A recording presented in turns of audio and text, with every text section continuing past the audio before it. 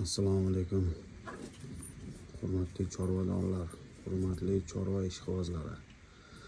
Mana shu qo'chqorimiz Qirg'izistondan kelgan. Arashanmi, Edilbaymi, zotilmaligini bilmayman. Bu qo'chqorimiz hozirgi vaqtda 65 kg vес bilan turibdi. Inshaalloh bir yem oldik. Nomini hozir aytmayman. Yemni effektini xudo xolasa bir oylarda ko'ramiz. Bir oydan keyin yana boshqa bir yem berib ko'ramiz. Ikkalasini solishtirib ko'ramiz. Yemlarni qaysi biri qanaqa ekanligini, nomlarini o'sha vaqtda yozib sizlarga tanishtirib o'taman. Yemlarni mana yemdan mencha vес qildi, bu yemdan esa mencha vес qildi deb hammasini tushuntirib ko'rsatib o'tamiz xudo xolasa inshaalloh.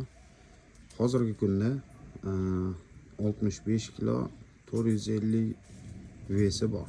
Живой vesda bu qo'chqorimizni. Hammaga rahmat.